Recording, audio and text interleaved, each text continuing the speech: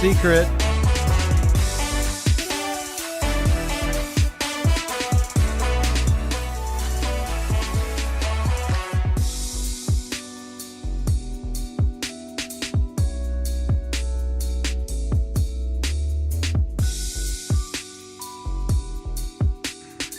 Glad you're here, Small. Live stream's always at 1 on Friday.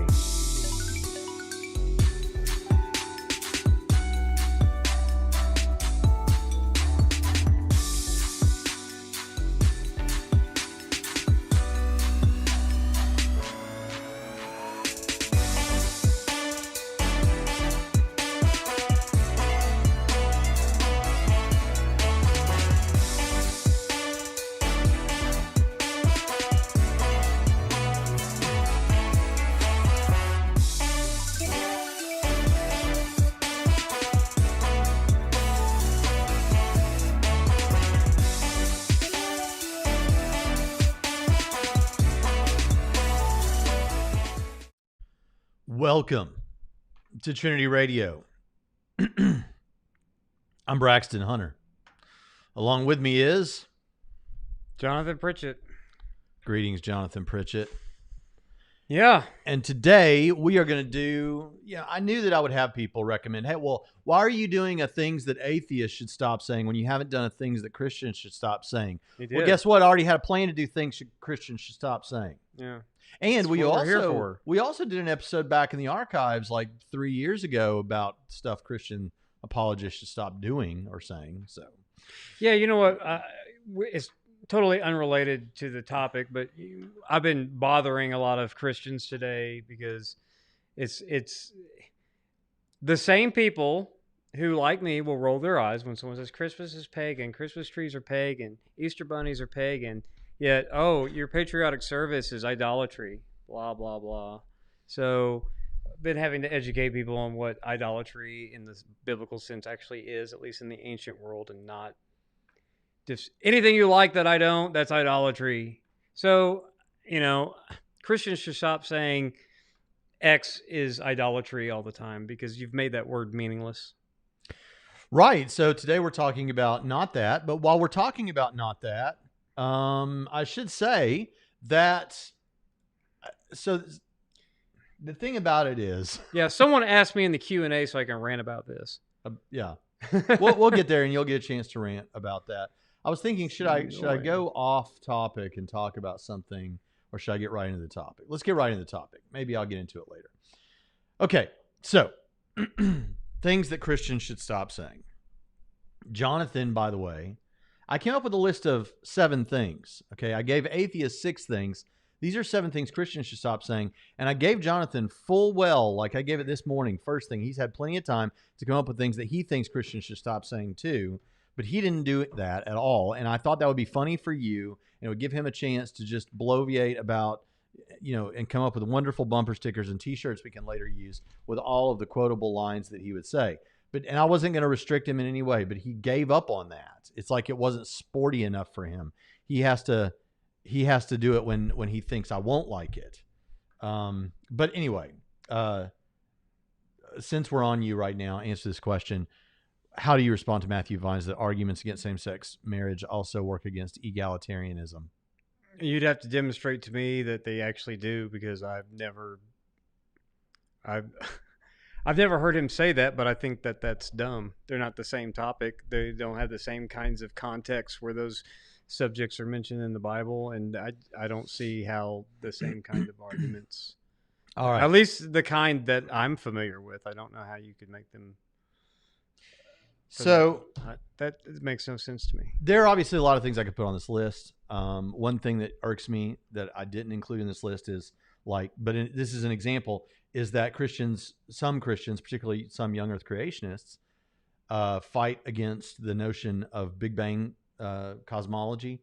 And I understand why they do that from their perspective, but the reality is that's actually a wonderful admission by those that say there was a Big Bang, that at least our universe had a beginning. So it's actually a wonderful thing to have. But why didn't I include something like that in the list? Well, because that's something I would be saying to another Christian he or she should stop saying, so that they, so that they're, more effective in their apologetic.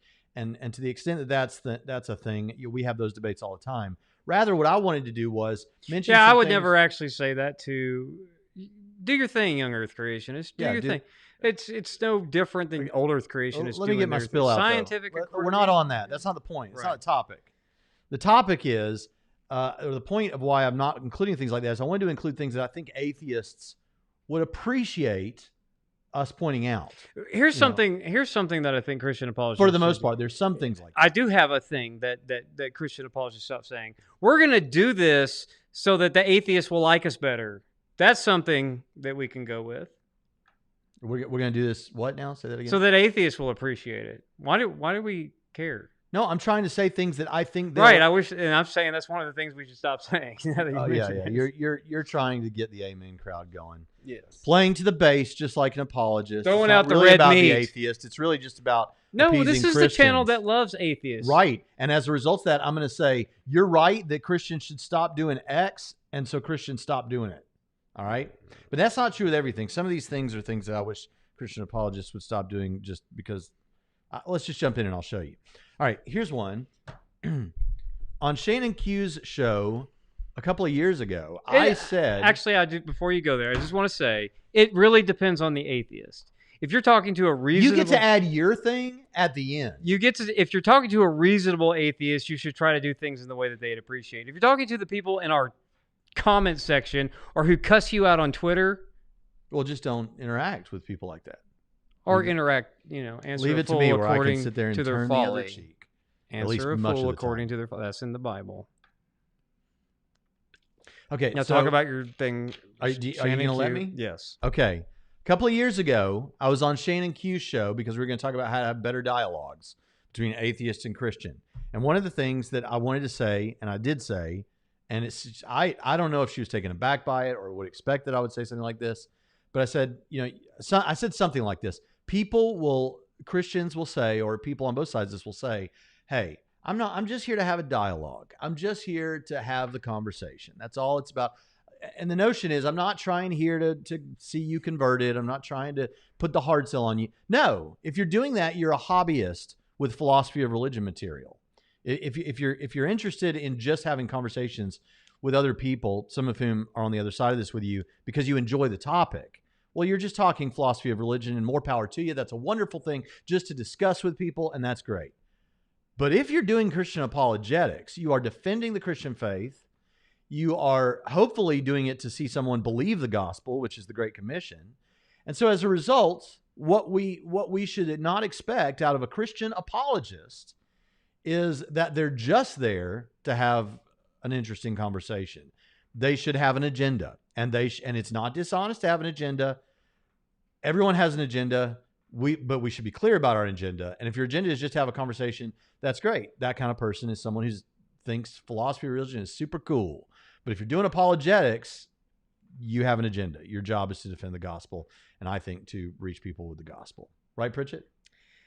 That's something that I was thinking about even when I was doing apologetics at Biola. And then when I read, you've been saying this for years, and that's one of the things that I really appreciated because you made that point, I think somewhere in Evangelistic Apologetics, maybe on the back cover or maybe in the title, Evangelistic Apologetics. Yeah, I know, but I mean, you were making the point about the hobbyists and all of that. Yeah. You made it.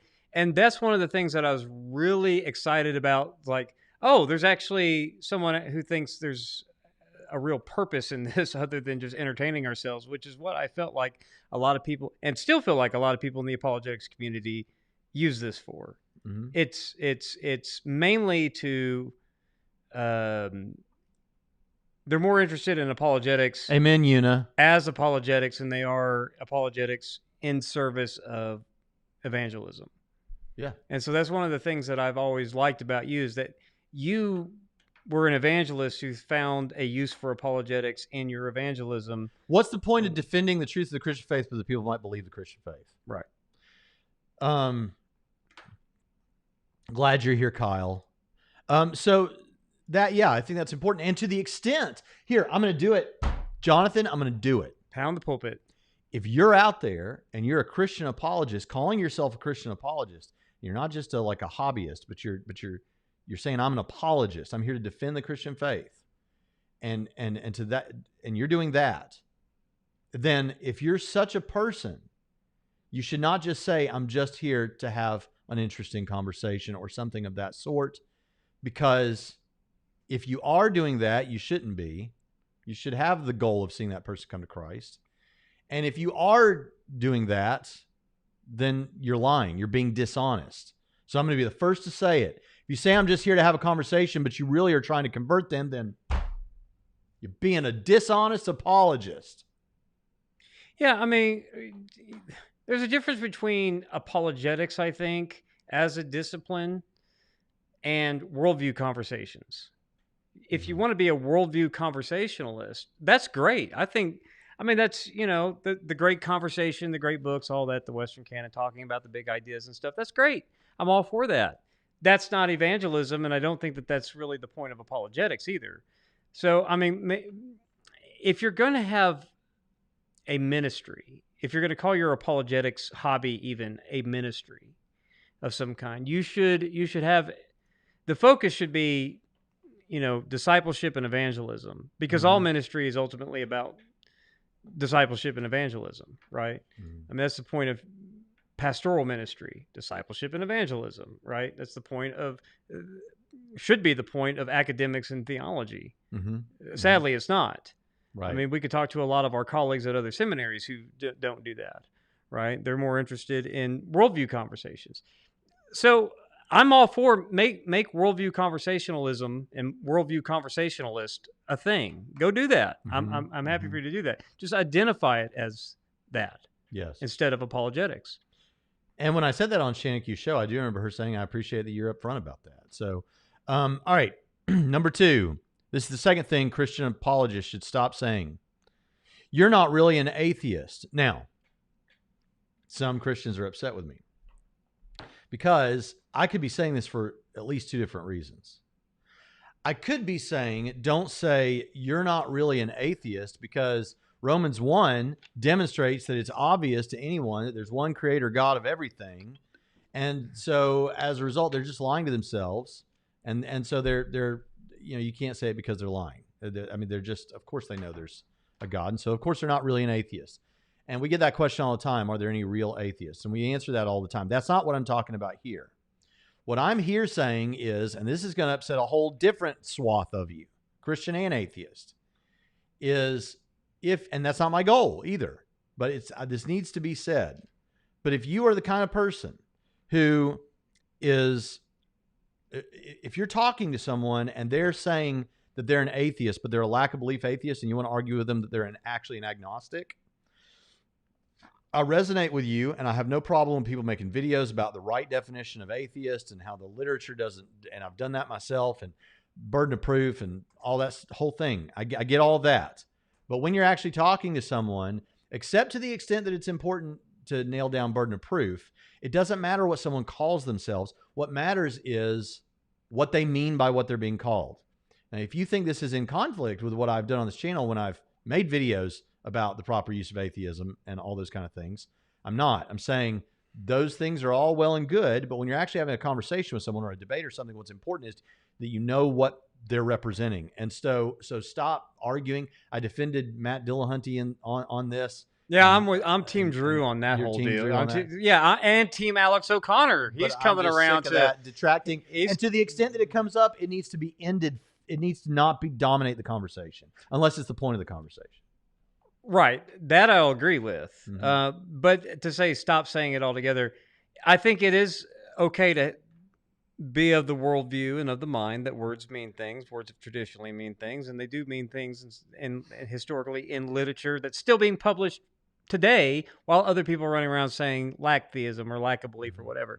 So I'm glad to see Alex coming around on this, Alex O'Connor, yeah. Yeah, and I'm with him on that. Now, yes, what they think and what they're trying to represent is the real issue rather than the term. But it is helpful to, and yeah, I know no one likes grammar Nazis. No one likes people always correcting their use of terms. But it is to say, when I think, it's okay to say something like, when I think of atheism, I think of someone who asserts that. You could. So she say something like that. And so But what you can also do is you can also find out, are they redefining the term atheism to identify themselves for the purpose of avoiding any sort of burden? Or to increase numbers of atheists. Right. So Mr. Green, though, I think has the notion I'm getting at. Apologetics, you really have to be able to understand people, man. Read the room. Read the person. Right? Yeah. Okay. There was there's a super chat. Yeah. Yes. Logical, plausible, probable has a question for you, Dr. Pritchett. And the question is, for $5, thank you. Jonathan, can you explain the difference between I'm having trouble talking today. What's going on? Proverbs 26:4 versus 26:5, answer not a fool versus answer a fool. Is the Bible a contradictory mess? He didn't ask that question, but I added a little of course not. flair to it. Okay, so there are occasions, both things are good things to do. There are occasions when you should answer a fool according to his folly, and there are occasions where you should not answer a fool according to his folly or her folly. And wisdom is knowing when to do verse 4 and when to do verse 5. That's why it's in the wisdom literature. So having wisdom to know, I like today I'm gravitating towards verse 5, because it's the same thing as when it's Christmas or Easter or anything else. When the Trinity Christians want to dump on something because the boomers did it or whatever, and totally misrepresent what they're doing and making up in their own minds about idolatry. Of course, it's going to be a verse 5 day for me. So Layman's Tech Lounge says, I'm here channeling arguments against God and witness, and I'm all out of arguments to destroy. Oh, what did I just do? I don't know. I just horribly messed up everything. Yes. And I thought today it was going to look smooth the whole time, but no. Oh well. All right. Should we go on to the next one, or should we look at some statements? Let's go on to the next one. Get it out of the way. Yeah. Okay. So you're not really an atheist. Now this one I feel really good about. I think this is a solid one. I think it's one that needs to be said. I don't see any atheists really saying it, and I want to say it for you. So here it is. Number one is Christians should stop saying there are no moral grounds to judge God in the Old Testament. That atheists don't have a moral ground to judge God's actions in the Old Testament. Now, if an atheist, obviously, there are caveats to this. If an atheist is just saying about God in the Old Testament, that's immoral, and they're like a nihilist, or they have a subjectively chosen ground for their morality or something like that, okay, fair enough. But most of the time, what's happening, this is the other side of what I said in my video about what atheists should stop saying. I said they shouldn't break an internal critique. If they're doing an internal critique, which is where you get inside the Christian worldview or a movie like Lord of the Rings or something, and you look at this understanding of reality the way that this document portrays it, and you're saying, okay, is this true? Are there plot holes? Can I poke around in it and find that internally it's not consistent? Okay. If you're doing that, it's perfectly fine for an atheist to use the morality that Christianity puts forth and that the Bible puts forth, use that morality to examine biblical events and statements and things like that. It's perfectly. Now, we may disagree, and we will disagree with how they're using it, where it applies, and how to do that consistently. Because just because something is immoral for a man to do doesn't mean it's immoral for God to do, right? So we got to go through all that stuff. But what Christians will often do is they'll see that an atheist is doing an internal critique, but when it comes to that part where they're using something within the Bible to address the Bible, you'll say something like, well, you don't have a moral grounds. Well, they don't have to. They could be a complete nihilist. They have moral grounds that they're using for the internal critique that comes from within the worldview, right? Yeah, we'll say only if they're doing an internal critique, though. If they're just making moral missives, or if they break the critique themselves, like actually two atheists did with me on Twitter today, where I said, and they were responding to the last video I made, in which I said, you shouldn't. This is what an atheist should stop doing: breaking the internal critique. And that's whenever you get to that point, and they say something like, well, look, God's commands resulted in people dying, and there are children even that died. And you respond with probably a number of things, but one of the things you might say is, yes, but for the believer, you got to say with the critique, the internal critique, we don't believe death is the end.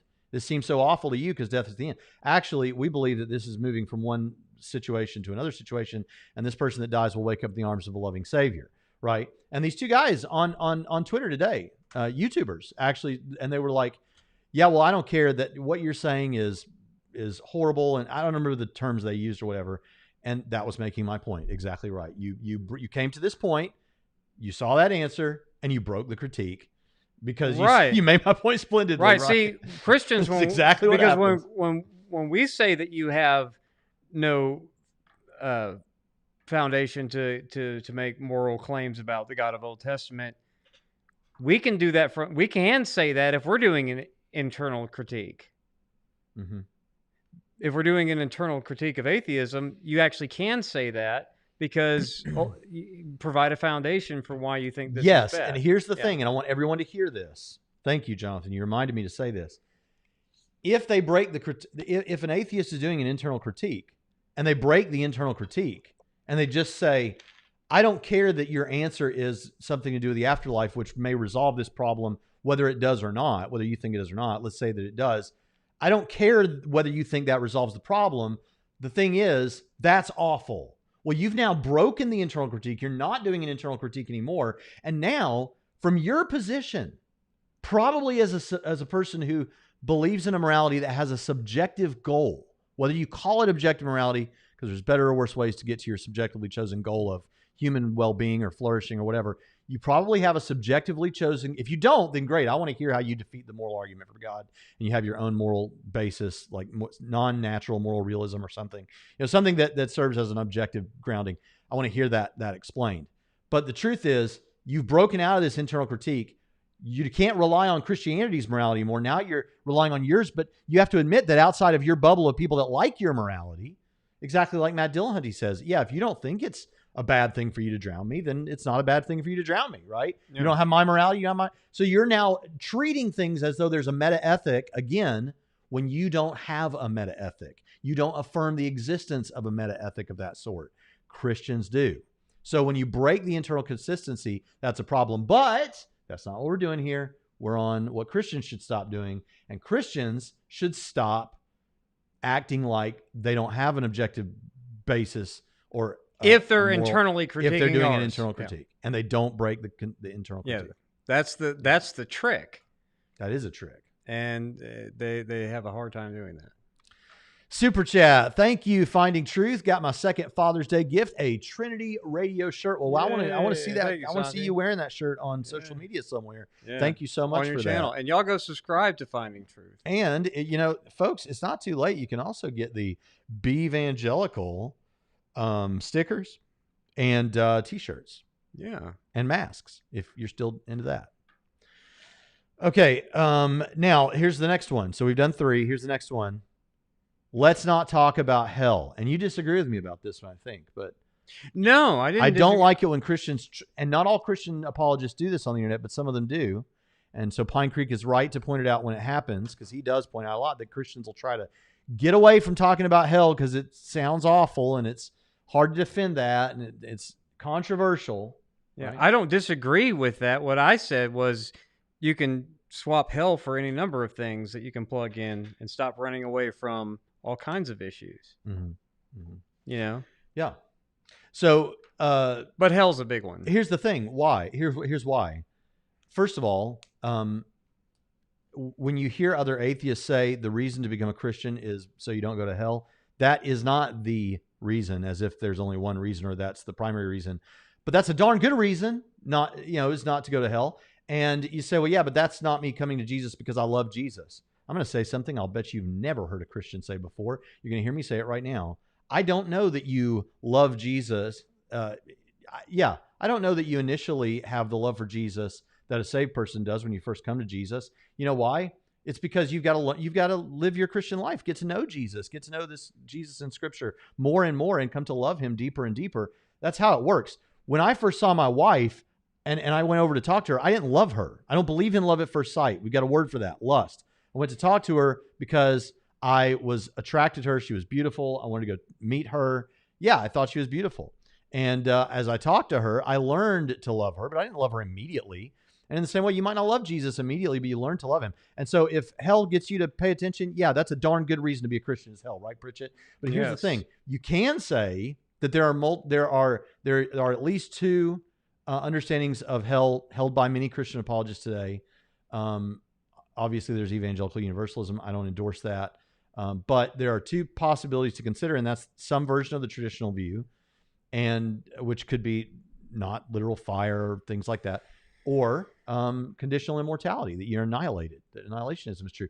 But I don't think we should run from that and say, I don't want to talk about it, because I actually think that's something that when they bring it up can be an important part of the conversation of reaching them.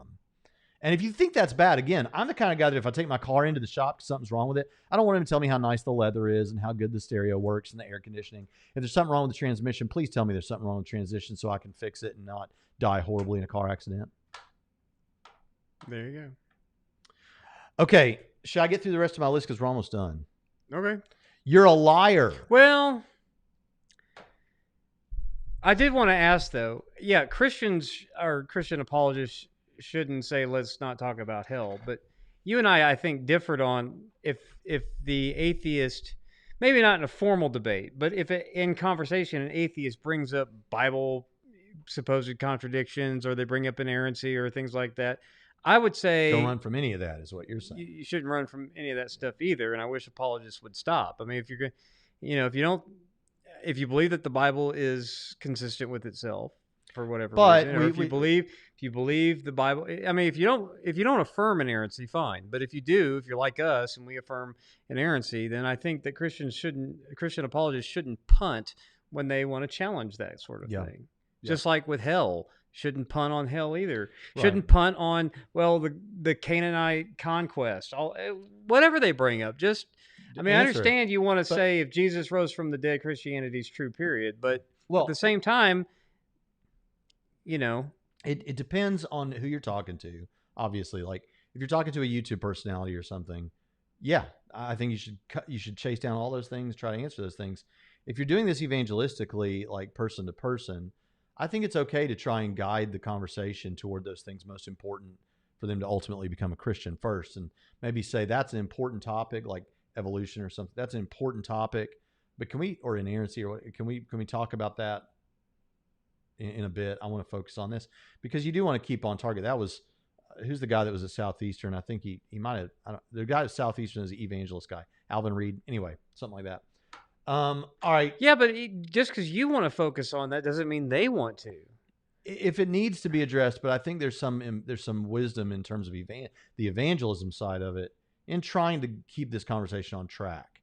Maybe talk about it, but don't spend the whole conversation. That's really the good thing about a lot of these things. It's just don't let this dominate the conversation. Yeah. Okay. Let's see. Somebody said it was buffering. I didn't see that it was buffering, but we're gonna get to all the questions you guys have here in just a minute. I don't want to miss the super chats. Thank you, Layman's Tech Lounge, for that. Happy 4th of July. I hope you have a patriotic service. Our church, I don't think, does that kind of thing, which is fine. I actually don't care one way or the other about it, and I wish more Christians would stop caring one way or the other. I just like to troll people who do care. Okay, you're a liar was one I said we didn't talk about yet. So it's not that you shouldn't say this or you're dishonest, but you should only say it when you really are confident that they are. Like you can prove it. Right. Yeah. That they're a liar, they're dishonest. Yeah, I mean, one of the things that people accuse you of lying all the time, just by stating basic Christianity, right? You're lying. You don't believe this. Well, it's like I said, you didn't. I don't think you saw it, but I said in the video from the other day, I said some people have, when I've pushed them on it, been like, "Well, you're dishonest in the sense that this is not true, and you're propagating it, so you're dishonest." And I'm like, that's like telling a kid you just watched do a math problem wrong. What a dishonest charlatan you turned out to be. Right. It just makes no sense. Right. Yeah. I don't, if they are lying to you, or, yeah, you've got to be very sure about it. Don't just, I know it's easy to say, oh, you're a liar and all that, but unless they are lying to you. If they are lying to you, yeah, you can call them that. I'm sure they're going to call, depends on who you're talking to, because sometimes atheists are going to, I don't know that atheists would actually talk to you the way they talk to you on Twitter, but I imagine plenty would. I think the whole "you wouldn't say that online" facade thing. No, a lot of people, if you've ever talked to people, they will say that to your face. So a lot of people are just uncivil and unpleasant these days. But you don't have to be unless it's obvious that they are lying to you. Yeah, and last one is not really a thing that atheists say. I mean, that Christians say, but it's something that they might do. And there were some of those on the other list, so I'll include one here. Well, there's one more after this, okay, that I'm excited about. But here's this one: is don't misrepresent atheist. Like there probably is an atheist that represents whatever you're saying somewhere, but try to represent atheists, the atheists that you deal with, generally fairly as you can. Where I see this being a mistake is actually not so much with the kind of apologetics geeks out there so much, because what they'll do is they're kind of proud that they know how atheists online answer these questions and that they have a response to it. So they'll often correct someone. I've seen it happen. A apologetics geek might, what have I done to the screen again? Might correct someone in order to then, like another Christian who's saying, well, atheists just think that blah, blah, blah. And the apologetics geek's going to be like, no, actually, if you talk to the people I see on Twitter, let me tell you what they say. And then they give some answer because they want to then knock it down. But there will be people, youth ministers, pastors, maybe some new apologists who just started channels or something, who may do this. And so we want to call it out, who may suggest how they suspect.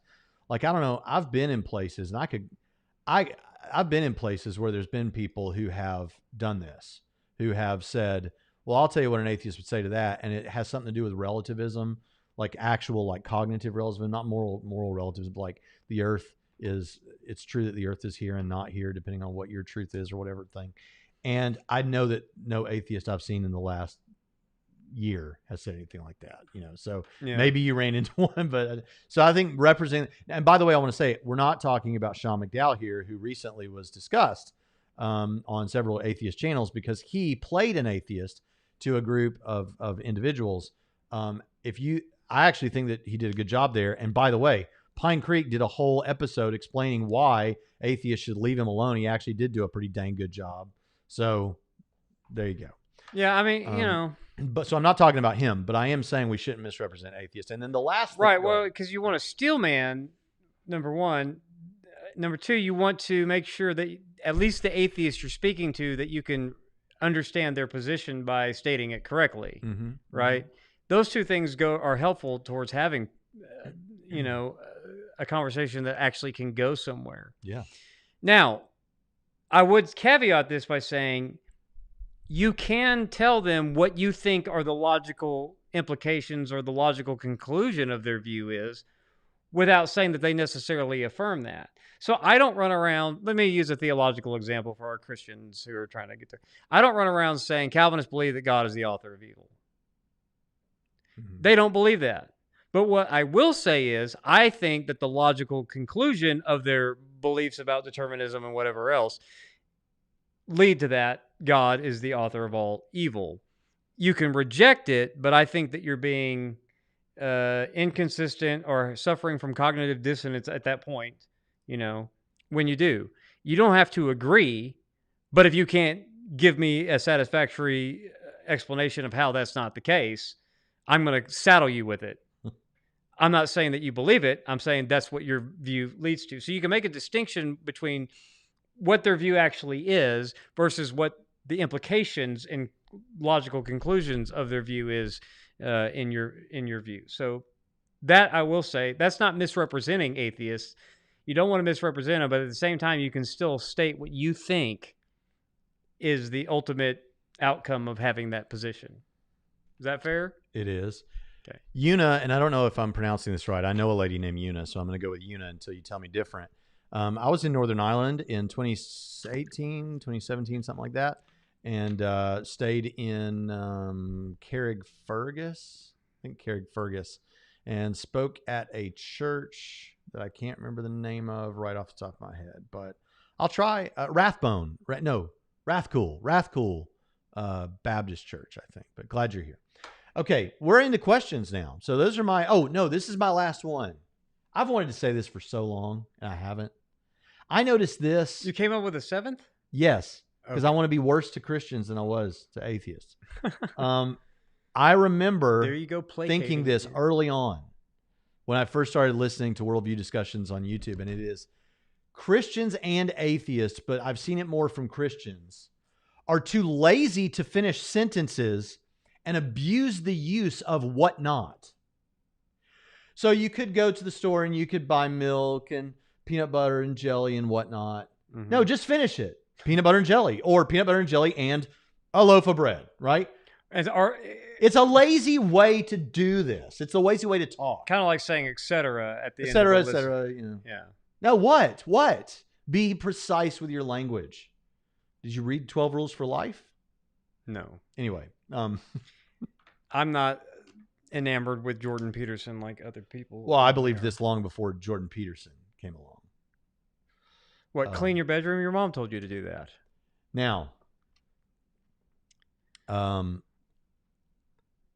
Jesus is Lord says, stop saying God loves homosexuals. God loves homosexuals. Yeah, I think God loves everyone. Yeah. And by the way, don't go dig out passages that talk about what God hates, because hate and love are not opposites, right, Pritchett? That's right. Trinity Radio question. Why do so many atheists attack Lee Strobel? I haven't read The Case for Christ, but some of the atheist critiques seem like nitpicking. Yeah. So there is a big thing going on right now, specifically about Lee Strobel, because, some people want to say, well, but he didn't. The interviews that are represented in his book were done after he already converted. So this is all like a big bait and switch. To the extent that anybody says anything like that, let's just say that the fact is, and I think he says so in the book, is the thing is, I think, and I hope I'm getting my details right, that he did talk with specialists and all that when he was seeking out the truth on this, but he recreated those discussions for the book with them later, or with maybe other specialists. I don't know. But that's the explanation there. And he says all this in the book, is my understanding. Pritchett? I don't know what all the hoopla is about, but I mean, that's nitpicking. That is nitpicking. But I'm sure I'll placate too. I'm sure Christians can come off sounding like they're nitpicking at certain arguments and stuff as well. I think that's just part of discussion. So I'll tell you where most nitpicking happens. It happens on the internet, where people are wasting way too much time going 40 comments deep on threads that no one else in the world cares about. It doesn't happen when you're actually talking to people in real life. Layman's Tech Lounge says, when I turned to Christ, it wasn't because I loved him, but I recognized how much he loves me. I'm still falling more in love with Jesus every day. And then he says, same with my wife. Well, amen. Amen. All right, here's a question. Trinity Radio, do y'all consider modalists to be Christians or even possibly Christians? So no, yes. Yes, that's a good way to answer it. No and yes. And do you want to unpack that, or do you want me to unpack it? Go ahead. The simplest way to say this is, I think that the biggest problem here is rebellion. And so if a person, this is my take, and I could be wrong, and I'd be happy to be shown I'm wrong. But if a person is, I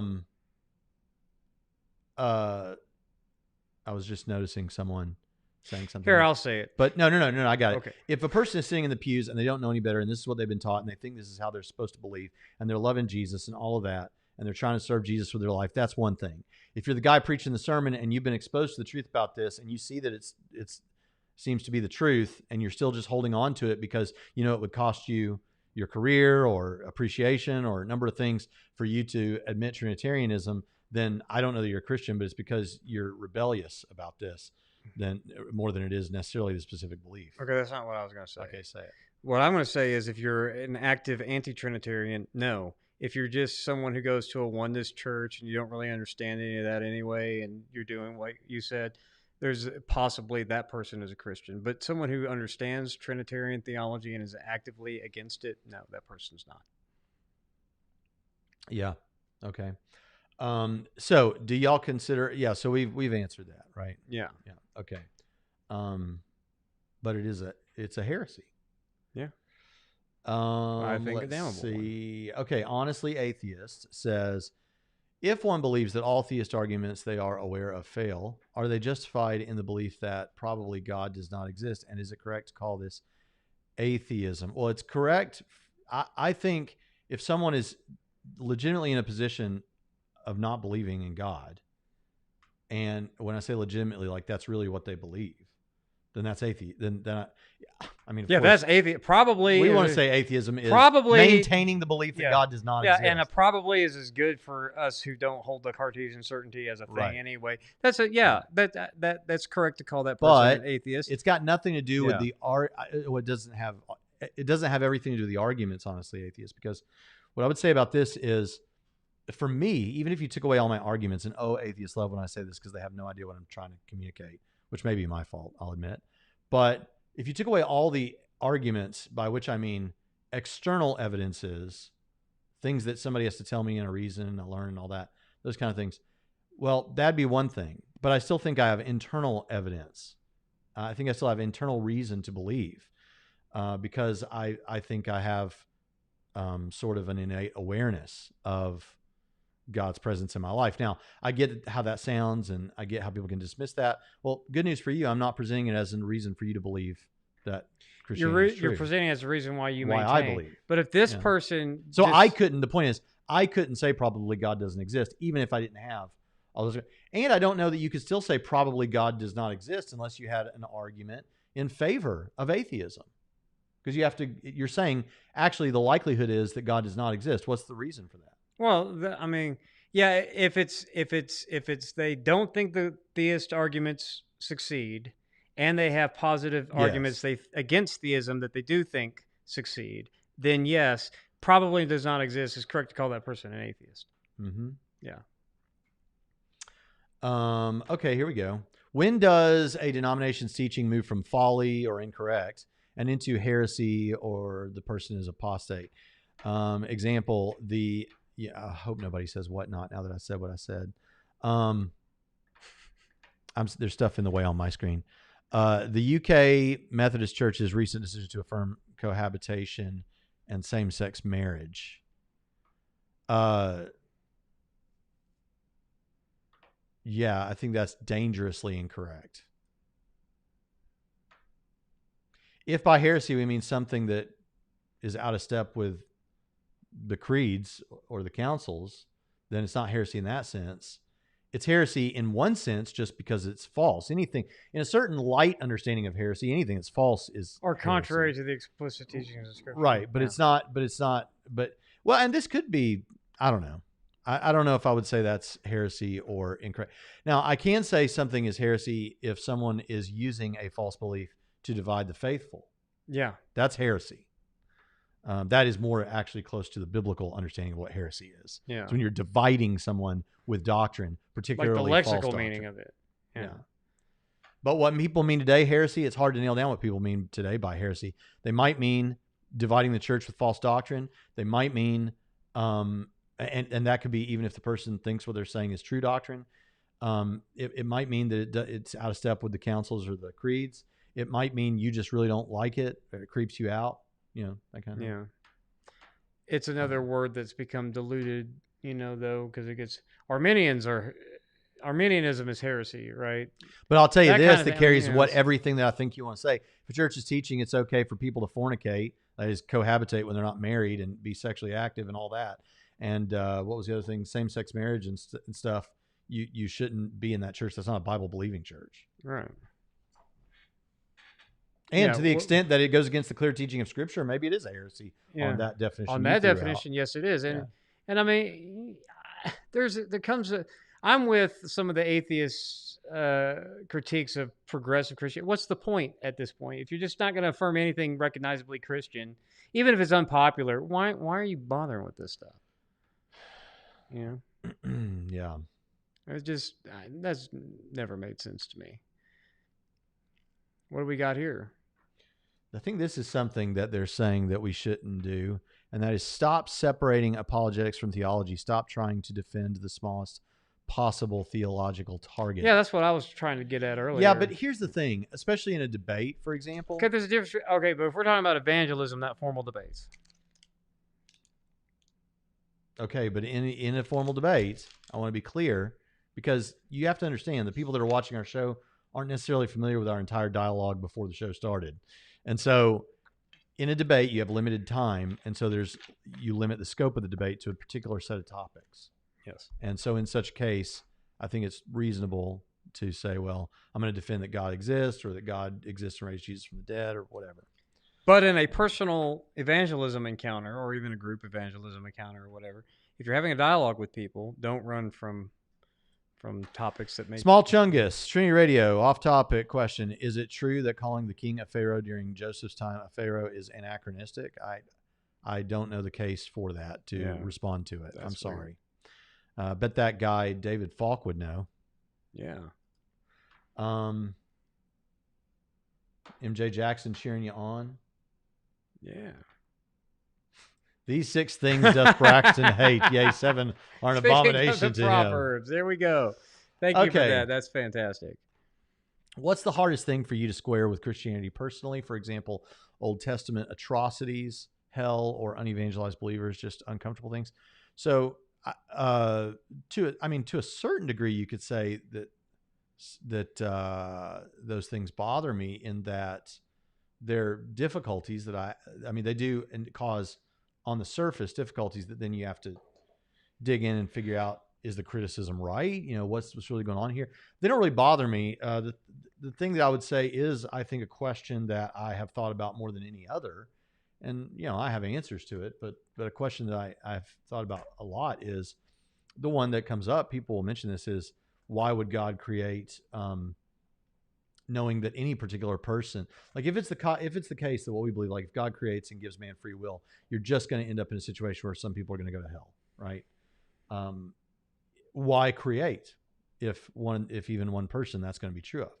Now, the explanation, of course, I think, is that existence is an intrinsic good, and you could combine that with what's your understanding of hell and things like that, if you want to talk about that and how God is just in that. And I don't really think it's an issue of God's justice at all. I don't really think there is actually an argument I've heard from this perspective, but I'm just saying it when I've thought about it, it's kind of, why is that? Why would God create it all if people were going to go to hell? I don't know about that. You could roll that into kind of a problem of evil type of argument, but I just, it doesn't cause me a problem, but too much of a problem, but it's the thing that caused me the most problem. What about you? Really, for me, it's just the same thing that I've said in the past. Really, the emotional problem of evil, not really the logical or the probable cause problem of evil, but the emotional problem of evil. I think, that's probably the hardest thing for me, or that's the one that gets me, from time to time more than anything else. Like hell, atrocities in the Old Testament. That's modern sensibility, whining. That doesn't bother me. That's just modern. Gregory Fisher, thank you for that super chat. Says, thank you for your faithfulness. You guys are doing great things here. I want to support it. Well, I really appreciate it. You are a part of it, Gregory. Thank you so much. Appreciate that. Interesting questions here. Gustav Fredrickson says, do you care to expand upon Bible morality? If God forbids murder, there are still exceptions to the rule in case of self-defense. All right. So, first of all, the Bible acknowledges this, but I want to say that this is something that I don't think is clearly said often enough. So I'm going to say it here, that when we're talking about morality as having an objective foundation in God, we Christians, unless otherwise stated, are not saying that the only way we know what's right and wrong at all is if it's outlined in the Bible that way. That's not what we're saying. We're not saying that when Moses, like from Sinai, that was the first time the children of Israel knew it was wrong to kill somebody and murder, right? Or adultery was wrong or something. That was God giving a written affirmation that these are his laws, but we don't have to go there to get all knowledge about what's right and wrong. We actually believe that everyone has that written on their hearts. And even though I think Pritchett and I disagree about the text, and that he agrees with the concept, but Romans 2:14 is often used to make this point. But in any case, we both agree that the point is still true. And so as a result, we would expect you to know certain things are right and wrong. But the thing is, that That's what we mean when we're talking about. So if God forbids murder and there are still exceptions to the case and it's self-defense, yeah, there are. But the reason I answered kind of the way I did was because he adds on, humans have always just tried to figure out what is right and what is wrong ourselves on a case-by-case basis. Don't see how any absolute rule of morality can be applied. And the thing about it here is that the thing about it that I was just noticing, Capturing Christianity said, "Hey, Brax, just letting you know I scheduled my stream that was going to be at 2 today." Well, thank you. But humans have always just tried to figure it out. Well, figuring it out is the epistemology. That's how we try to figure out what we think is right and wrong. And the way we figure it out has to be an internal intuitive reflection on our sense of morality, along with some stated goal. So you can state your goal as human flourishing or well-being, and then, yeah, there are better and worse ways to get there. But you're using some understanding of morality as well to make those distinctions. And what we're talking about is the ontology. What is the grounding for that morality? You're just saying there's different ways we've used to figure it out. But if you think there's anything worthwhile in what you're saying besides this is just what we like, and some people don't like it, well, then you need an objective foundation. That's what God gives you. That's what the Christian God gives you, right? Super chat from Derek Baylor says, you guys are recommended a ton. You guys have recommended a ton of books. Thank you for that. What about commentaries and systematic theologies? Any I should get? I always recommend the same two. I always recommend Classic Christianity by Thomas Oden if you're only to get one. If you wanted something from the Reformed tradition, I would get Shedd's Dogmatic Theology just to have something from the Reformed tradition. It's probably my favorite Reformed commentary. But definitely get Classic Christianity by Thomas Oden. And then Harwood's hasn't come out yet. I'm not a fan of Grudem that much. I'm not. A lot of these systematic theologies are just kind of mediocre. But I did recommend a couple of. I think I recommended some on a Trinity Radio Extra. As far as commentaries, it depends on what book you're wanting to get a commentary on. I think I'm going to do a Trinity Radio Extra on just the top commentaries that I think people should get for those. So look out for that. But definitely for systematic theology, just the one off the top of my head is Classic Christianity by Thomas Oden.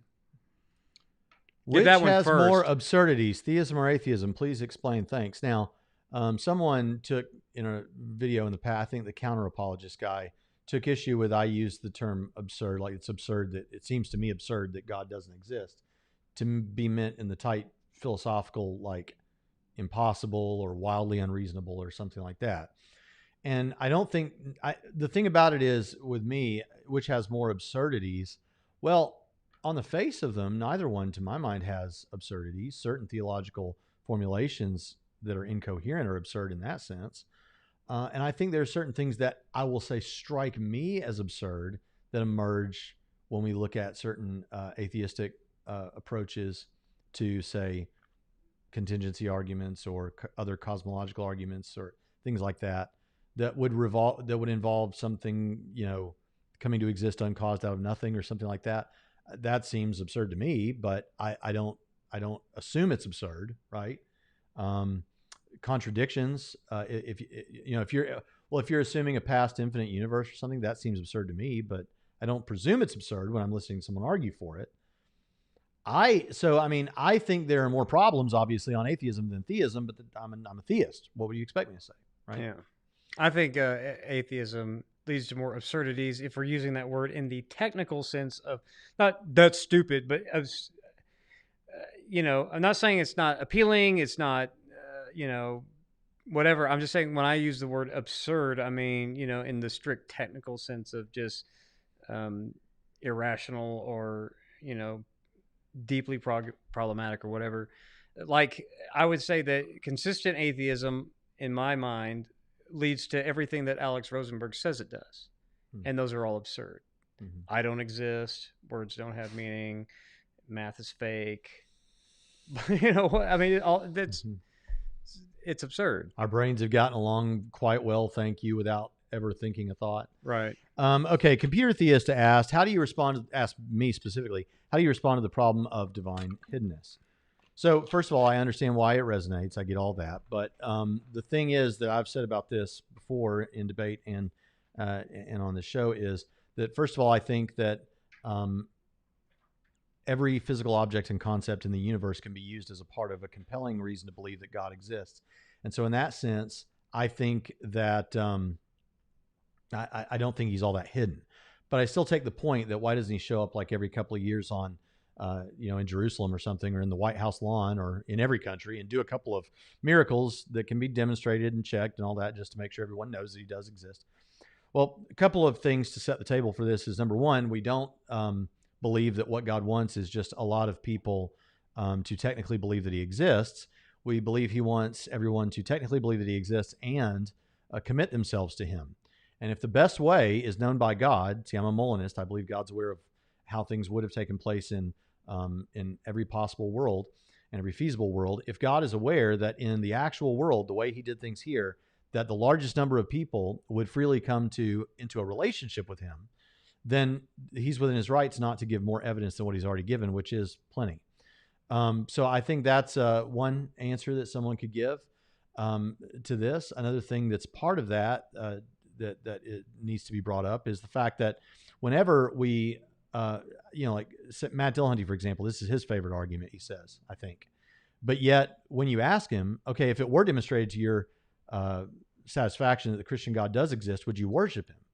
And I think he typically says no. He's like some kind of thug or something, right? Well, then what's all this business? This rings hollow about divine hiddenness when your whole point was, in bringing it up, was to show that this problem is why you can't believe in God, is because you can't believe he exists. When if you did believe he exists, you wouldn't believe him in any way.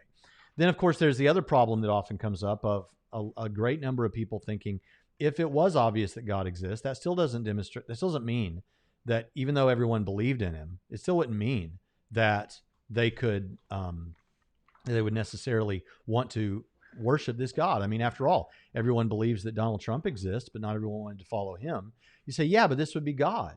Yes, but it's actually the atheist arguments that I often hear saying, even if it is God, morality would still be subjective because it's subjective on his opinions. Or even if there is a God, it doesn't mean that I would worship him for whatever reason. So that's an important piece, I think, to this too. And then lastly, the answer I've gotten from internet atheists on if Jesus parted an ocean in Jesus' name, or an asteroid collided with the moon and it suddenly said in Hebrew and Greek, God exists, the Christian God exists or something, is that I couldn't determine that that wasn't some alien race playing a trick on me, or I couldn't determine that that wasn't some other super advanced race playing a trick on me, or that I was deluded. Well, then how could you ever tell it if God showed up in a more obvious way every couple of years?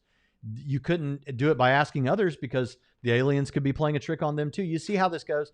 So I think with if it's true, if God exists, God is aware of every possible world and how many people come to faith in every possible world. And there may be many worlds where more people technically believe a God exists in terms of mental assent, but they haven't committed themselves to him. And if in the actual world more people do that, then I think that God's within his rights not to give more evidence than what he's already given, which in my opinion is ample. Pritchett? I was looking at the super chat from Danny. Okay, we're going to get there. Trying to find... let's see. I'm still here, folks. Don't tune us out. Pritchett usually would pick up here and talk about something. But yeah, but I was interested in that super chat because I want to explain why I do think that. Oh, look. Here's a super chat from MJ Jackson who says, Braxton, when will you be selling me that? And I think he's talking about that comfy chair that and one over come here on my channel. He doesn't know about that chair. Yeah, he does. I took a picture of it. Oh. He asked me one day if I've ever caught you sleeping in your office. And I said there was a time where you were listening to a book and you fell asleep listening to the book. That's true. And that chair over there. And I took a picture and showed him that chair.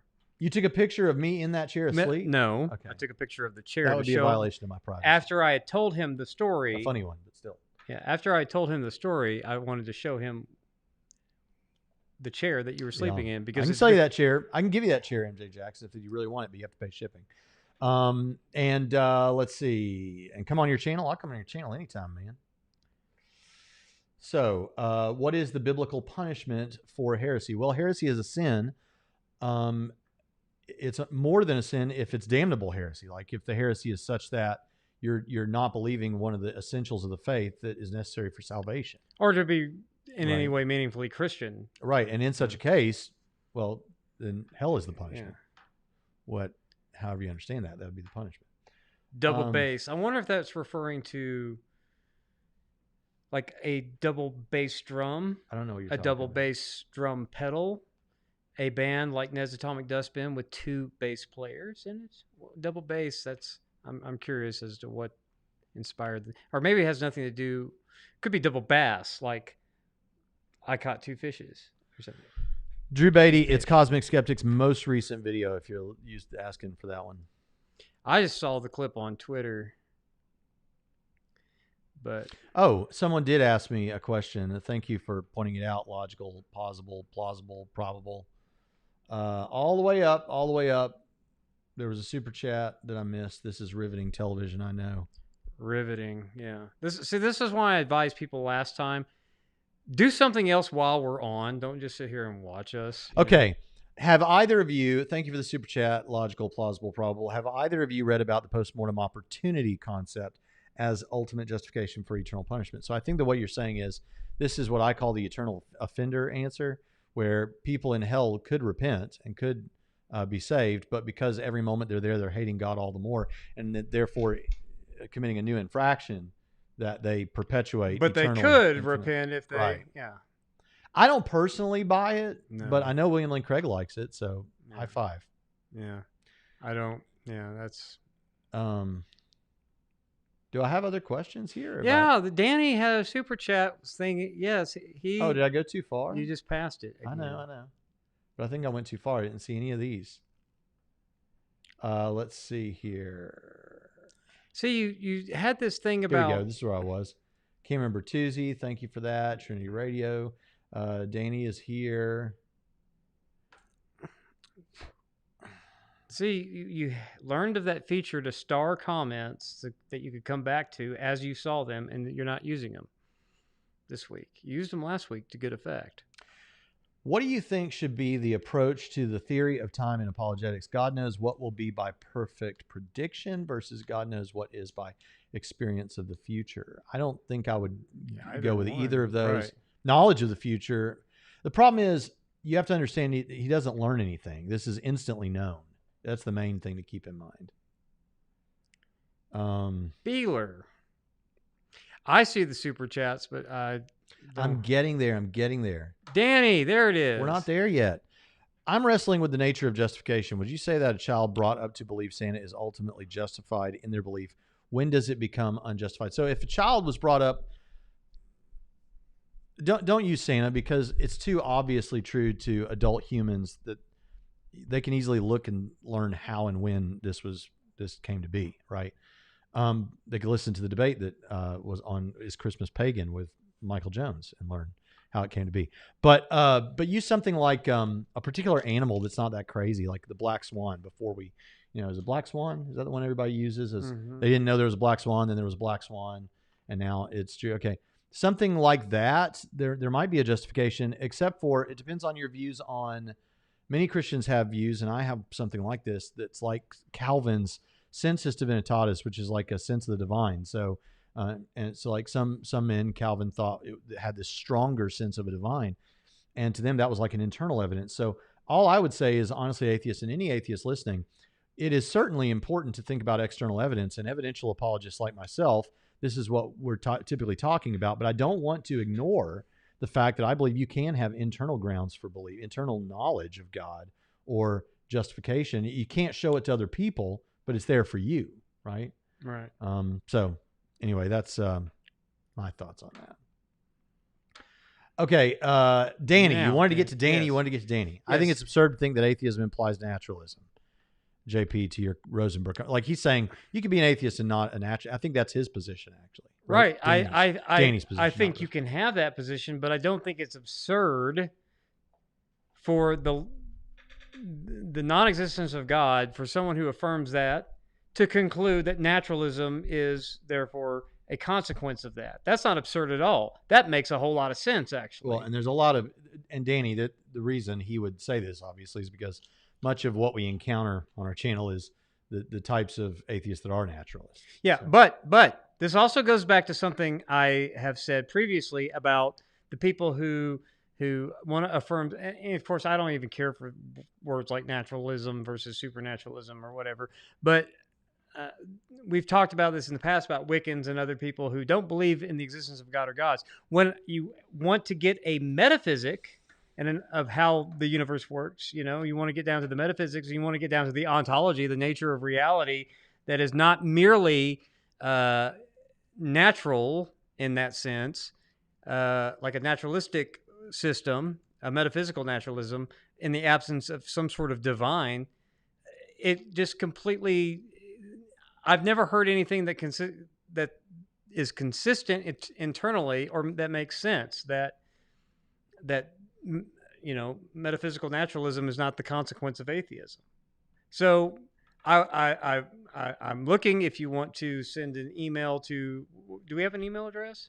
Yeah, you Braxton@TrinityRadio.org. Yeah, and give us your ontology for why no God or gods exist, but there is a supernatural realm to reality beyond just the metaphysical naturalism. I would love to hear it, because every time I hear it from Wiccans or anyone else, it's just a bunch of jibber jabber. Yeah. So did you get to say everything you wanted to say? Yeah, that's all I want to say. I would be, but I'm interested in that. I'm interested, but I still want to say it's not absurd to conclude metaphysical naturalism from atheism. I think that's a very reasonable conclusion from it.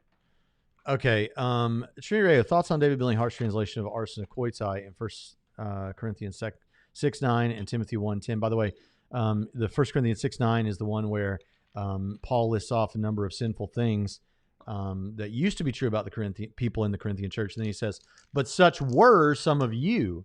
And two of the things that are mentioned are often translated homosexuality and effeminate.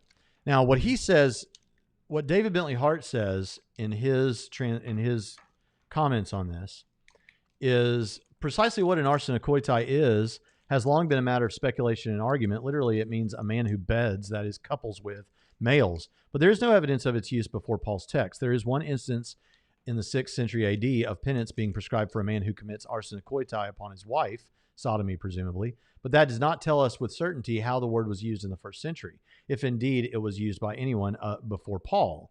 It would not mean homosexual in the modern sense of a person of a specific erotic disposition, for the simple reason that the ancient world possessed no comparable concept of specific homoerotic sexual identity. It would refer to a particular sexual behavior. We can't say exactly which one. So here's the problem with this. First of all, I recommend Ben Witherington on this and his treatment in 1 Corinthians, because one of the things that he likes to point out is, first of all, just reading David Bentley Hart's statements, it seems that where this word is used in the 6th century, right? That's a lot later, but it still has a sexual meaning, it seems like. Yeah. So this is a sexual meaning. And the fact that our thinking about someone with a homosexual identity is not the same as necessarily someone engaging in a particular homosexual act there still doesn't strike against the traditional reading of this. Mm-hmm. What strikes in favor of it is what Witherington points out, which is that Paul elsewhere explicitly refers to the act itself as the thing that he finds problematic in Romans chapter 1. Yeah, and for men and women. If you want a biblical scholar who's not even a Christian, if you want an atheist biblical scholar, Zeba Crook, who actually, if you're interested, he debated Richard Carrier, another atheist, on did Jesus exist. So you can watch two atheists debate the existence or non-existence of the historical Jesus. Anyway, Zeba Crook, that passage. Oh, I'm sorry. Go Zeba Crook. See, Jenna, he interrupts me too. Zeba Crook says in an article that it's actually fair to translate the word, and I'm sorry to be crude, get the children out of the room, butt effers. That's what? How he's... Yeah. Who says that? Zeba Crook. He's an atheist biblical scholar. Says what Paul means here is likely butt effers. Okay. So it's not just Christian scholars that was a blessing trying to you. No, I'm just saying it's not just Christians. I mean, he literally. No, I got you. Put that there. I was just telling you. He's like, I'm going to be explicit about this. Yeah, and he's like, and he goes on to talk about how the overall context of that article is, talking about how words are used, and he goes on to talk about how sometimes more progressive type people try to soften Paul from some of his harsher stuff because they want a more progressive Paul than he really is, or people want a more conservative Paul than he really, all this. And in that, he also brings this up and talks about that's what he thinks the word means. And so it's not just Christian scholars who are conservative evangelicals saying, no, it's got to mean that. No, I mean, there's still other people who are like, yeah, that's what it means, and get over it, progressives. So. Right on. Danny says to you, we should debate about it then, JP. You want to debate with Danny about it? I mean, on what? Whether or not it's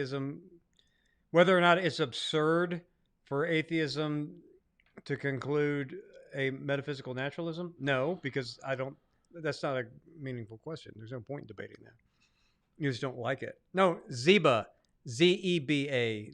He wrote an excellent dissertation called Reconceptualizing Conversion that is way overpriced, but you should get it on Interlibrary Loan. Okay, we're going to come back to some interesting stuff. I just want to read a couple of super chats here. Jonathan, please do a video addressing higher ed accreditation and misconceptions regarding it. Sure. Trinity Radio, do you think one. God... Wait, that's not the one. You and I did one. We did do one. We'll go look in the old audio version. Wait a minute. Where is... My opinion. Derek Beeler says, is there a specific theological... I said Derek Beeler says, is there a specific theological echo chamber that particularly bugs you? By the way, it's Beeler because I did say Beeler before. Echo chamber. I'm just going to say it, Calvinism. Calvinist echo chamber. Because I can't parallel that to non-Calvinists, even open theists, because they're not in an echo chamber. Okay, here's the thing about echo chambers. But I don't really want to spend too much time. I think echo chambers are both good and bad. It's good to have an echo chamber to where like-minded people can discuss things without the interference of critics. Okay, echo chambers are bad if that's the only place you'll ever live. Okay, if you never exit your exit chamber, because then you isolate yourselves from any and all opinions contrary or nuanced from your own, and that leads to unfortunate levels of ignorance about the very thing that you oppose, maybe. And so I am not opposed to echo chambers on the principle, because I think that they're helpful for people who are like-minded to get together and discuss things out without external voices trying to crash the party. But if you just want to live there, and then you never branch outside of that, and when you do, you have no idea what the other person is thinking, and all you can do is impose upon them what your fellow critics have said about them rather than what they actually say. And so, plus it's just that's a boring life too on top of that. But it just makes people grossly ignorant of the outside world when they just live in an echo chamber. So echo chambers are fine as long as you don't abuse it, but they're also boring. The most boring thing I can think of is to always agree with everyone around me and never be around people with whom I disagree. Shut up, I disagree. And yet here I am sitting next to you all the time. Jonathan Grover, this is interesting, says, here's a question I don't see believers talking about personally. Why does God consider homosexuality wrong? What harm is actually being caused by it? It's known he doesn't like it, but why? Okay, so now let's set this up to be objective rather than subjective means it's true independent of human thoughts about it. So when we say God is the objective ground of morality, it's more than saying he doesn't like it. It's more than saying, why does he consider it wrong? We're saying if it's wrong according to God, which you don't have to accept that premise. You don't have to accept the premise that there is a God, but it's still true. If there is a God and it's the Christian God, and it's the Christian God that stands behind the construction of the Old and New Testament of the Bible in any way, then it is wrong. Homosexuality is wrong. It's not that he takes it to be wrong. It's that the activity is wrong. Not that experiencing same-sex attraction is in itself sinful. Jesus was tempted by all kinds of things. Temptation toward it is not necessarily wrong. What's wrong is engaging in activity according to the Bible. Now, the next thing to consider with this is, why is it wrong when it doesn't cause any harm? Okay, that's a whole discussion. Mike Winger actually has a video talking about whether or not that's the case, whether there's harm caused by this, even from a secular perspective. But I don't need there to be. The point I want to make is the difference here that you're seeing in the question as asked is atheists, many atheists, and I'm presuming this is true about you, build their morality on something else, obviously. And what it often is human well-being or flourishing. Human well-being or human flourishing is going to parallel really well with Christian morality, but they're not exactly the same. And there are differences. And one difference is that Christians are going to affirm more than just a well-being. We're going to affirm that whatever it is that God actually tells us is right and wrong because it's God who's telling us that, and he's the creator. So even if I couldn't demonstrate for you something that homosexuality does that harms anybody, which I'm not conceding that, but even if I couldn't show you that, it wouldn't mean it's not wrong. It would just mean it doesn't harm anybody. That would only mean it's not wrong if your basis for morality is if something's not harmful, it's okay, right? So to get to the deeper question, and there's a little bit of natural theology on this, and I know how this sounds to someone who's not a believer, but honestly, general revelation shows us what the Creator had in mind for men and women, and the biblical authors point back to that. And so this is what the Creator wanted. And so when one engages in the opposite of what the Creator wants, then this is wrong by definition. This is not doing what he wanted. Yeah. Now, someone did ask, well, what about then, are you, and this gets a little bit graphic. So again, kids out of the room, pause it here. I'm giving you seconds to do that before I say this that I'm going to say right now, which is, then the question is though, well, isn't other kinds of sexual interaction like anal sex, wouldn't that then be wrong even for married couples because it's not what the Creator had in mind? Perhaps. I don't take that position. I think what we're talking about here is what kinds of persons can be sexual partners. And this is a dead giveaway. What the Creator had in mind is the point. Yeah. The thing about why God is a telos oriented God with respect to creation. I mean, you can go back to the garden, man, woman, work, nobilizing those sorts of things. When you deviate from that, when you miss that mark, that's what sin is, right? Mm-hmm. When you deviate from the telos. So when I'm building with Lego, right? And yes, it's Lego. It's not Legos. When I'm building with Lego, I have a telos in mind, right? A purpose for it. And if one of my kids comes in and decides to smack it over, or or I build some, or you do that, you smash my little Lego set on my desk or whatever, that's violating what the purpose I had for that. Yes. So that is wrong under your authority, right? For Legos. Especially in my office or my house, dadgummit. Well, and it's your property too, right? And the earth is the Lord's and everything in it. And if he has a telos and design for something and a particular purpose for a thing, and then that purpose is subverted for in defiance of that, in rebellion to that. Because you and I both said, if God didn't care about it, neither would we. But we have to care about what God cares about, whether or not that makes us any friends or costs us friends. So, but this is God's world. He makes the rules. He establishes the parameters. He designs for his good pleasure. And that trumps ours. So, all right. Benjamin Bethel says, do you think God is responsible for people wanting to be in hell and refuse to trust him because he allows so much evil and remains hidden? It seems like God was playing mind games. So we've answered the divine hiddenness side of this. So I'll focus on, do you think, so is he responsible? Well, so if I don't think he's hidden to the extent that there's not enough evidence that people can believe if they want to, then I think I've answered this question, right? But thank you for asking it. Well, is there? That wasn't candy. It was a Quest bar, cookie dough, chocolate chip cookie dough, and it was actually really good. Unlike the Think Lemon Delight protein bar that I had yesterday and uploaded a video on Theology Geek Fitness talking about how awful it was. I saw it. You took off your shirt. Yeah, Danny terrible. says that he'd like to debate you on, does atheism imply naturalism?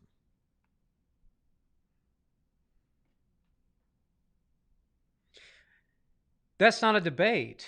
The statement was, is it absurd to the claim was it's absurd to conclude naturalism from atheism the way Rosenberg does, and I don't think that that's absurd. But well, if it leads to all the things that Rosenberg says. All right. Numa Apologetics says, have you heard of Ollie London? It is the first major case of transracialism. Is this the logical end of trans ideology? I don't know what you're talking about, but I will look into it. Someone is it the thing where that person became Korean or something? I think that came across I get all my news from Facebook posts. That's probably a horrible way to get your news, but I don't watch the news, so people will post things and I won't actually read the articles. I'll just look at the headlines and move on because I don't, life is much happier when you don't pay attention to the world around you. So I don't. And apparently I saw a headline where that might be the case where, yeah, that's pretty dumb. And I hope it is the end of all that.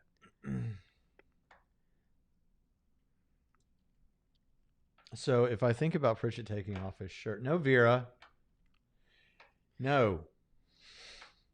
So if you think about that, what? We don't know. Yeah, I don't know where that was going. Okay, so we've kind of come down to, it's been almost an hour and a half. That's kind of our thing. And, oh, by the way, guys. I mean, I am a fitness guy. And for those that didn't hear. You can see me with my shirt off on Theology Geek Fitness. I have now been married. You can see me with my fat pic. What I used to look like with my shirt off. And then my after pic on Theology Geek Fitness. Mm-hmm. And my updates that I do on where I'm at in my training or whatever. Mm-hmm. But the before and after pic is pretty interesting. It should be inspiring to people. Are you still talking about yourself? Yeah. I've now been married for 20 years. And Sarah and I are going to go on a trip from Portland, Oregon, down the coast of California. And tell them where you're stopping in California. The Redwood Forest. Oh, I thought it was San Francisco. Yeah.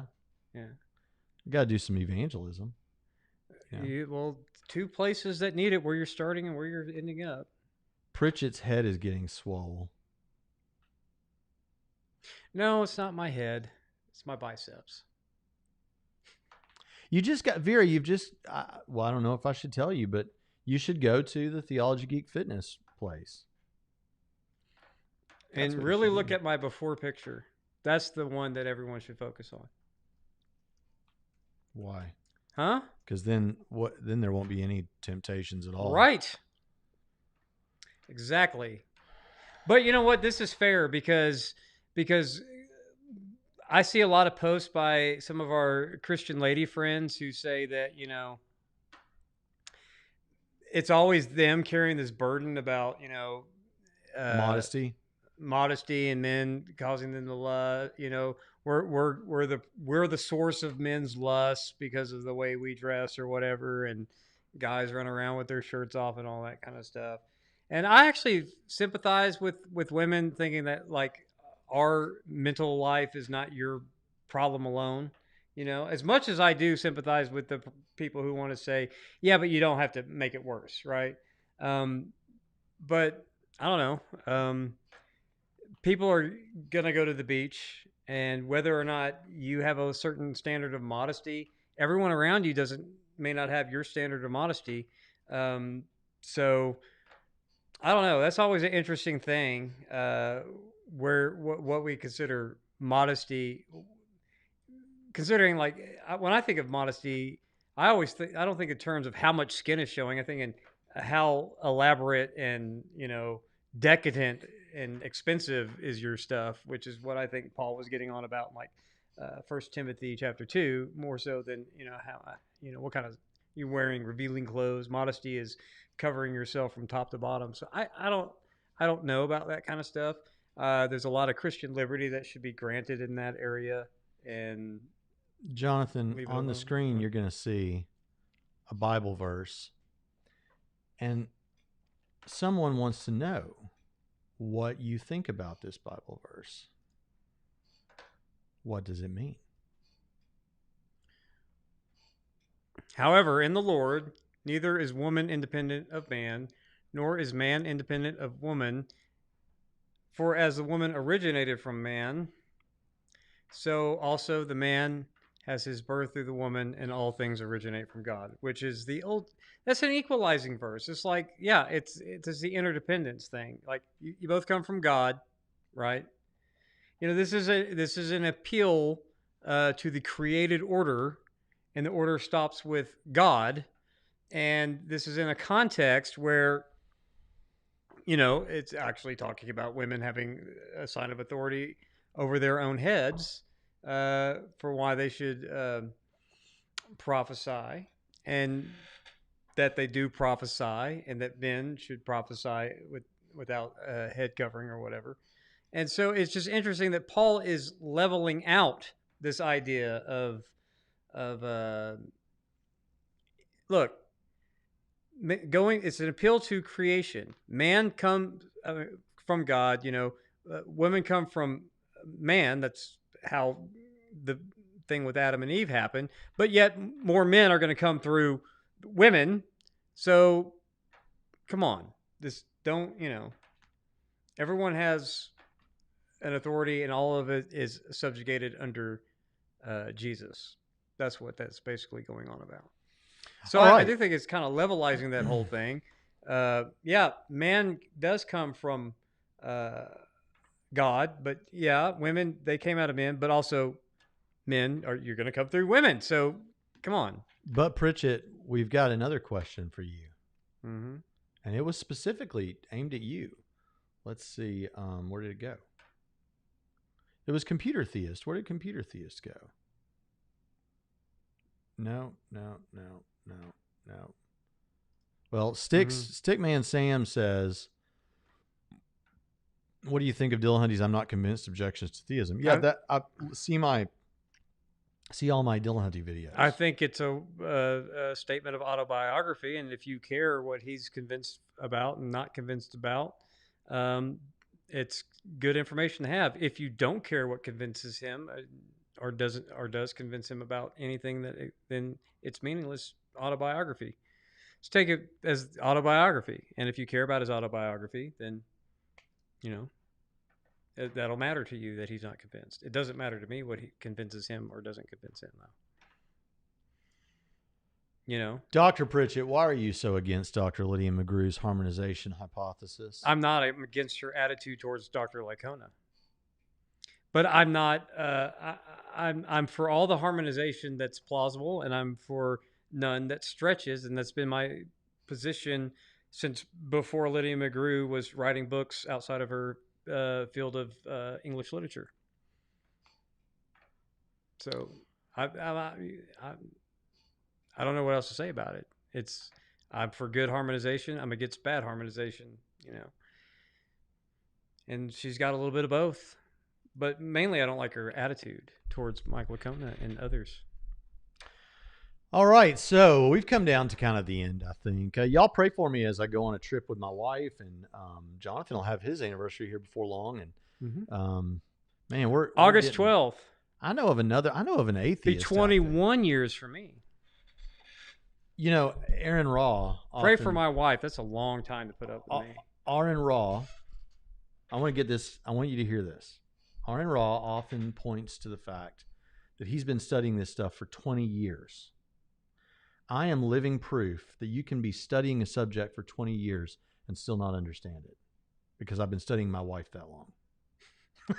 We've been married for 20 years. That's true. And if he's been studying that stuff for 20 years, I mean, if that's just, you have colossally wasted 20 years of poor study habits then, and not getting it. You know, it comes same thing with experience. I have 20 years. You're saying experience. I've had poor study habits with my wife? No, I'm saying Aaron Raw. It's like people talk about their experience. I have 20 years experience. Was any of it good experience? Because how come you haven't succeeded at anything you've set out to do in 20 years, even though you've done the same thing for 20 years? Yeah, it's like like a lot of people from our generation talk about how their parents parented them horribly, like they had a horrible parenting. But then when they have kids, they'll be like, you know what my dad would have done if I'd have done that to you? And it's like, well, maybe something abusive from what you've told us. Right. Like, why are you acting like they're the standard? Yeah, I mean, but people always. I don't care if you've done something for 20 years, but you've done it very badly. Mm-hmm. Then that's wow. Thank you for letting us know how badly you've managed your time for 20 years. That's all you're saying to me. 20 years of experience doesn't mean 20 years of good experience. Practice does not necessarily make perfect. Right. Practice makes permanent. Practice makes permanent. If you practice something the wrong way a bunch of times, it'll become permanent for you. Mm-hmm. Right. Like me I'm never going to play in the NBA. No matter how much I stand outside at a basketball court and try my best to be as good as I can be, it's never going to be good enough for the NBA. Okay?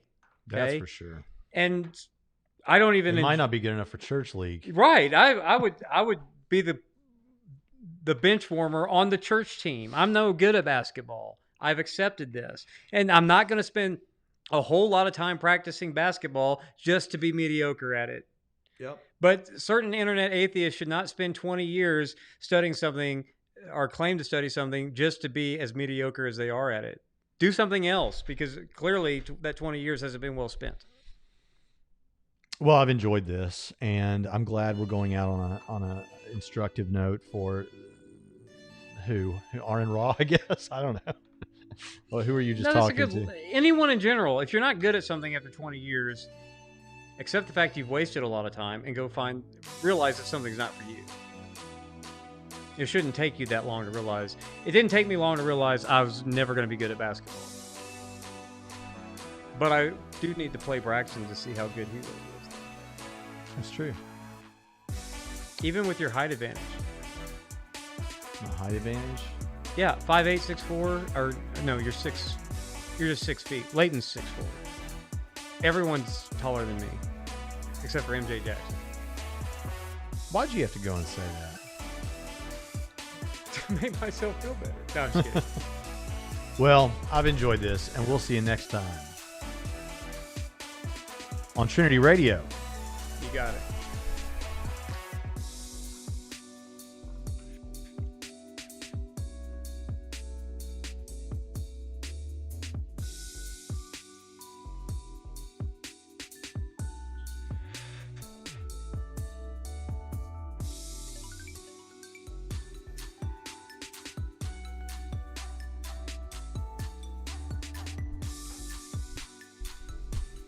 Yes, Loki's good. Yay from me.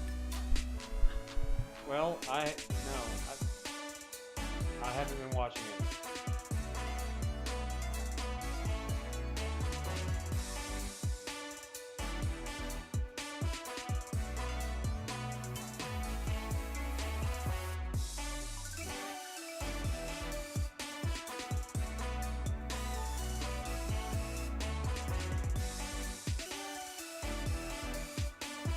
Oh, turn that on.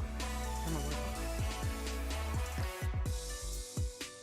No, you should not stop doing what you enjoy. I don't enjoy basketball. That's why I stopped doing it. But if you enjoy playing guitar, even though you're not very good at it, keep playing, man. If it's something you like.